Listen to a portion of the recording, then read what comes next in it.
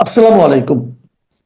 প্রিয় দর্শক, অন্য মঞ্চের আলাপ চাইতে আপনাদের সকলকে আমন্ত্রণ জানাচ্ছি। পৃথিবীতে কিছু অভাবনীয় ঘটনা ঘটে থাকে যা আমরা আগে কল্পনা করতে পারতাম না। এখন চোখের সামনে সেগুলো দেখি, যেগুলো কল্পনা করতে পারিনি সেগুলোই হয়ে যায়। যেমন ধরুন, আমরা 100 বছর আগে কি আমরা ভেবেছিলাম যে আমরা চাঁদে পা রাখবো? ভাবিনি। মঙ্গল গ্রহে আমরা যান পাঠিয়েছি, আমরা তখন ভাবিনি। এখন আমরা আবার, আপনি যদি আপনার গ্যাসের পয়সা খরচা করেন, আপনি মহাকাশের বুকে আপনি ঘুরে আসতে পারবেন। আপনাকে কোনো রকম করতে হবে না, পয়সা মানে মানে কষ্ট করতে হবে না। ওই ইলন মাস্কের স্টারলিংকের স্পেসশিপ আছে, গাঁটের পয়সা ফেলুন, সারা পৃথিবী ঘুরুন, মহাকাশ ঘুরুন, ঘুরে আপনি পার্টি ফার্টি করে ছবি টবি তুলে চলে এসে একেবারে ভাই বন্ধুদের দেখান, আপনার লাইফে স্ট্যাটাস বেড়ে যাবে। এটা অনেক কিছু আমাদের পৃথিবীতে হয় যা আমরা আগে কল্পনা করতে পারিনি, এখন কল্পনা করছি, মানে বাস্তব হচ্ছে, বাস্তবে ঘটে যাচ্ছে সেগুলো।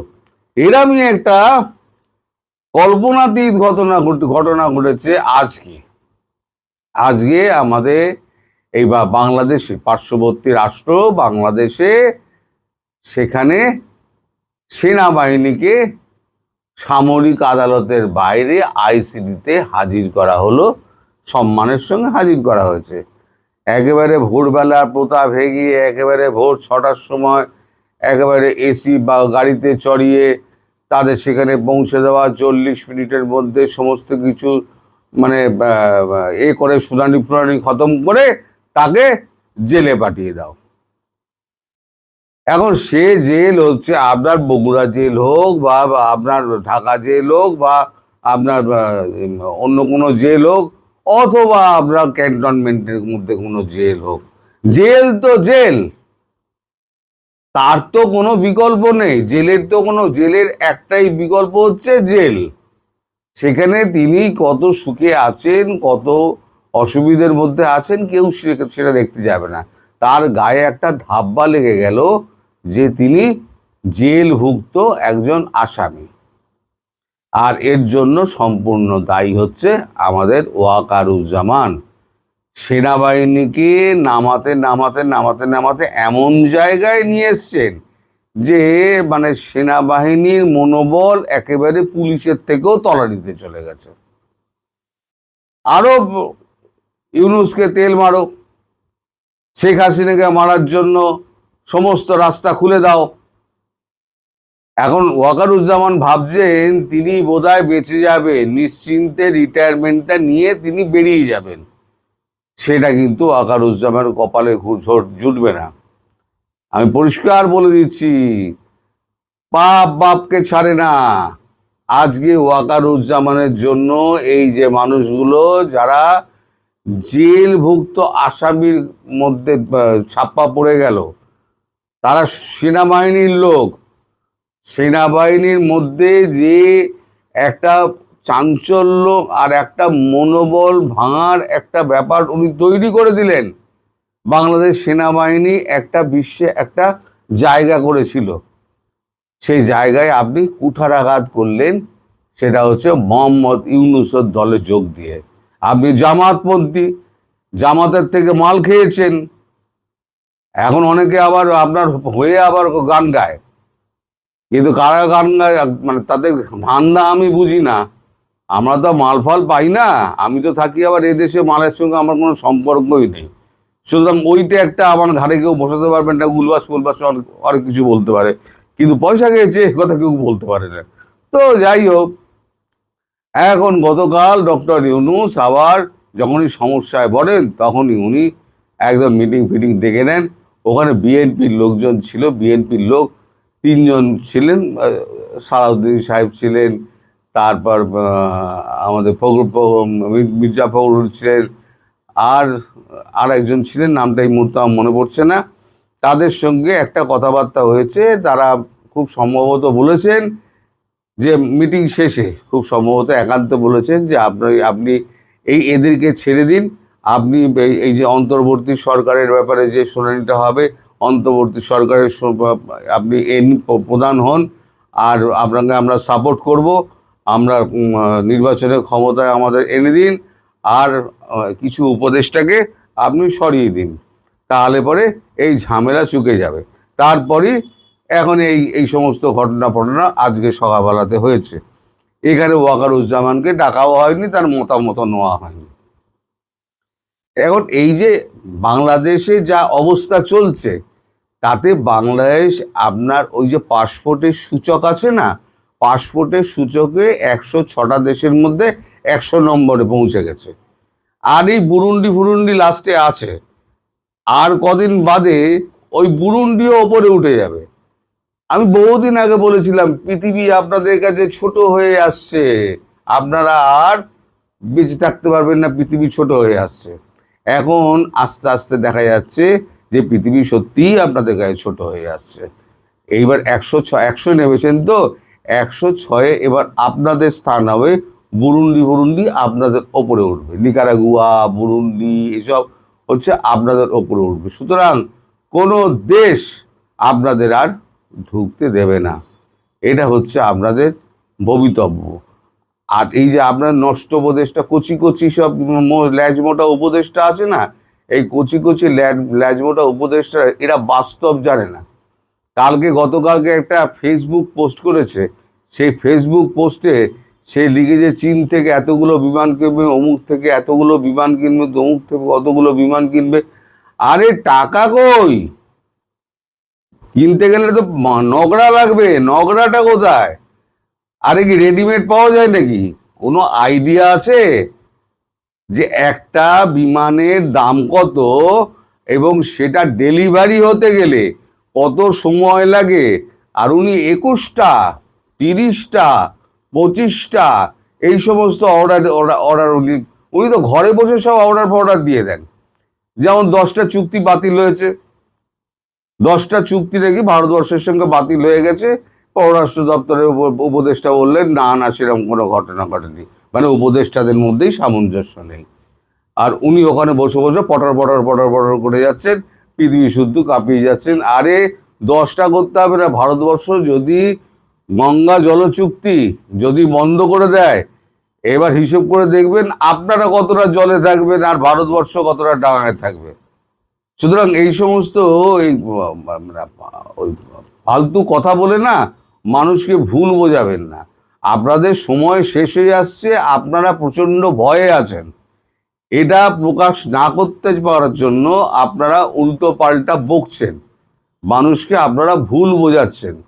এই যে আওয়ামী লীগের এই যে মিছিল, পর মিছিল যে হয়ে যাচ্ছে, আমি যেরকম বলেছিলাম না, ও লেজেও বাড়বে, বহরেও বাড়বে, দেখবেন দোকানে ঝাঁপ ফেলে সব দৌড়ে আসবে, বাড়ি থেকে লোক টেনে নিয়ে, আওয়ামী লীগের লোকেদের টেনে নিয়ে এসে বলবে তোমরা চলো, আমরা তোমাদের সঙ্গে আছি। সেই দিন আসছে। এখনই মিছিলে 6 লাখ হয়ে যাচ্ছে। এই মিছিল যদি কোনো দিন একত্র হয়ে 5-10 লাখ লোক হয়ে যায়, আপনাদের পালাবার জায়গা কোথায় থাকবে?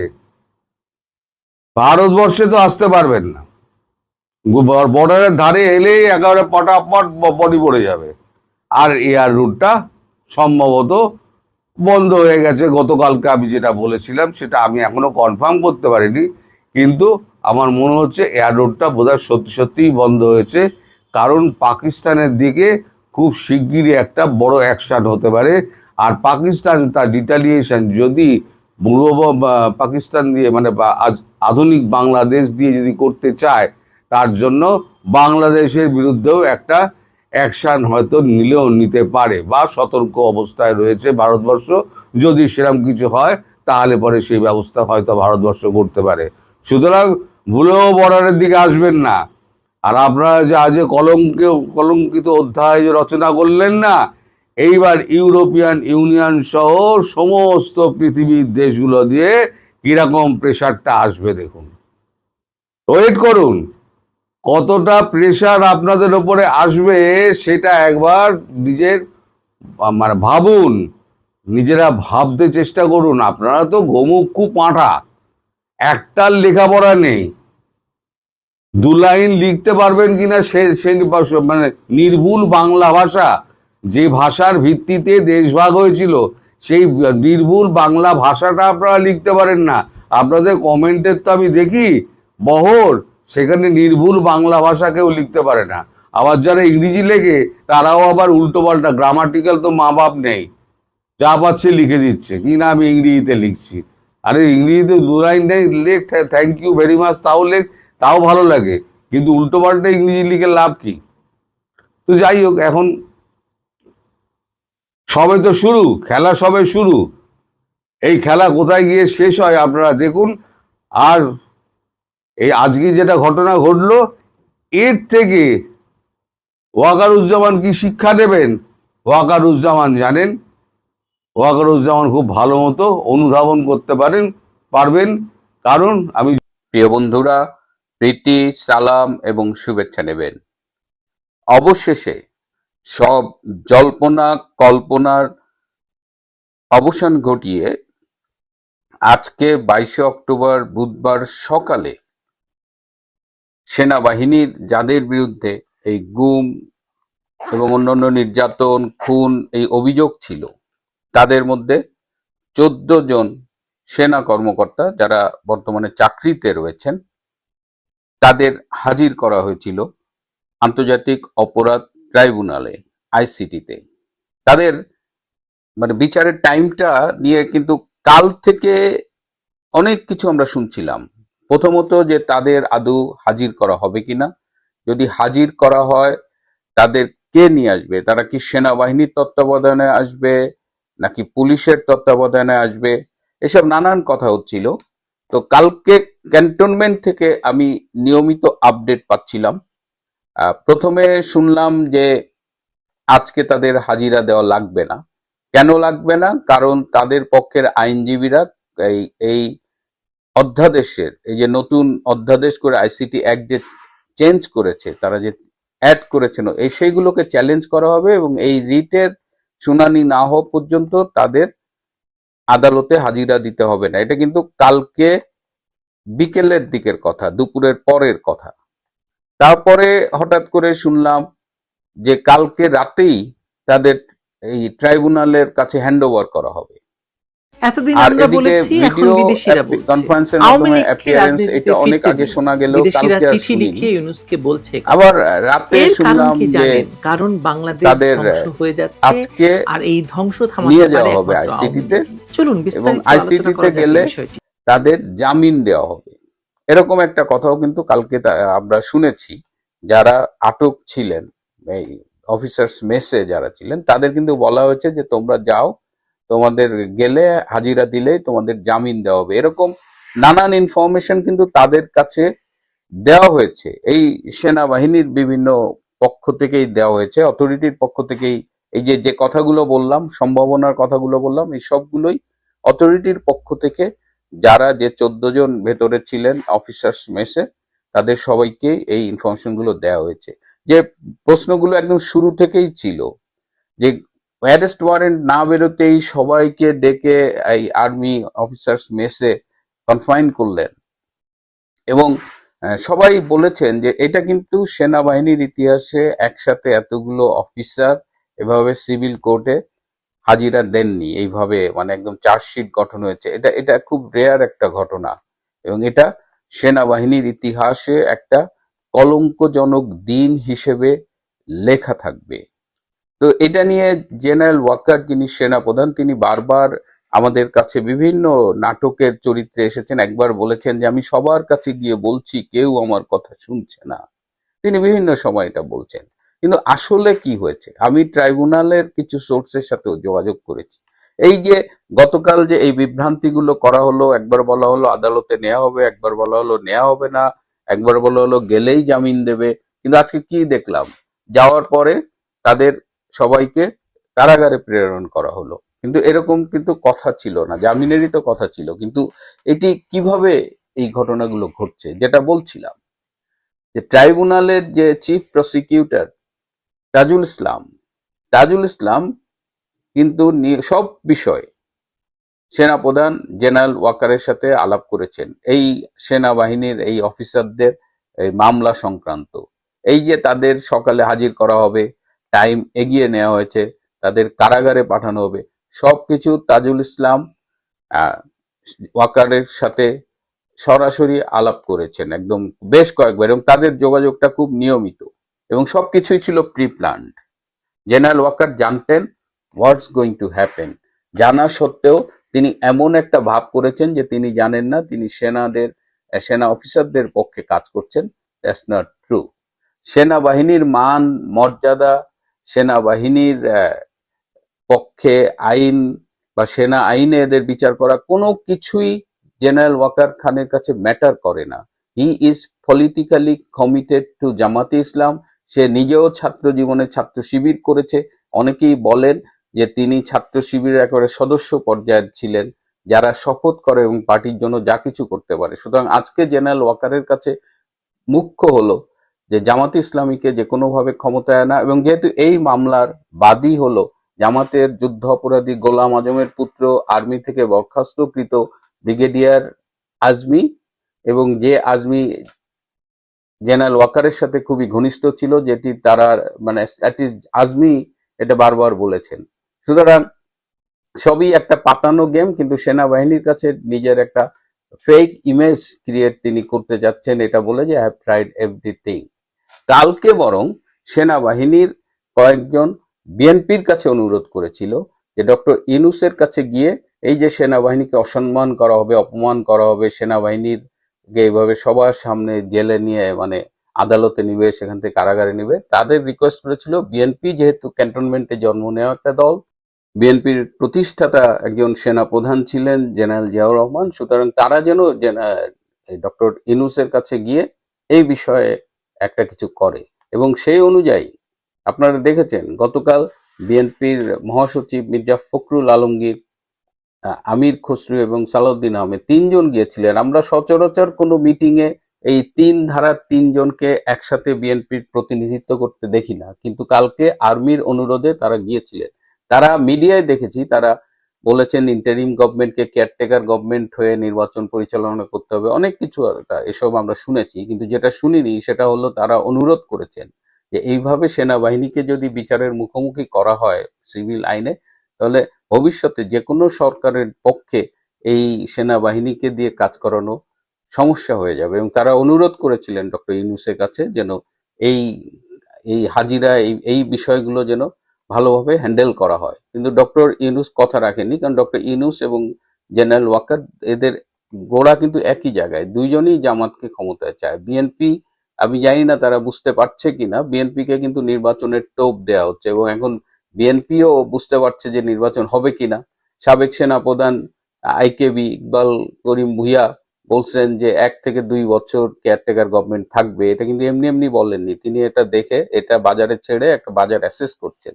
সো বিএনপিকে নির্বাচনের মূলা ঝুলিয়ে পরিস্থিতি এমনভাবে ক্রিয়েট করতে চাচ্ছেন ইউনূস সাহেব এবং জামাত ওয়াকার এরা মিলে, যাতে নির্বাচনটা না হয়। এবং নির্বাচন না হলে, যে জামাত তো এখন ক্ষমতা ভোগ করছে, জামাতই সরকার চালাচ্ছে, আর নির্বাচন হলেও যদি হয় তাহলে জামাত ক্ষমতায় যাতে আসতে পারে সেই জন্য ওয়াকার এবং ইউনূস চেষ্টা করছে। সুতরাং বিএনপির ক্ষমতায় যাওয়ার সম্ভাবনা খুব কম, কিন্তু বিএনপি এখন আবার ইউনূসকে টোপ দিচ্ছে যে বিএনপি ক্ষমতায় গেলে তারা ডক্টর ইউনূসকে পর্যাপ্ত সম্মান দেখাবে, মানে তিনি একজন গুণী মানুষ, তাকে কিছু একটা দেবে, কিন্তু খেলাটা অন্য জায়গায় আর কি। তো এটা হলো, এই যে বললাম যে নির্বাচন হবে কি হবে না, এটা হলো ডক্টর ইউনূসদের ক্যালকুলেশন। আমি কিন্তু আওয়ামী লীগ এবং অন্যান্য রাজনৈতিক শক্তির কথা এখানে আলাপ করছি না। আমি এখানে আবার ফিরে আসি সেনাবাহিনীকে নিয়ে।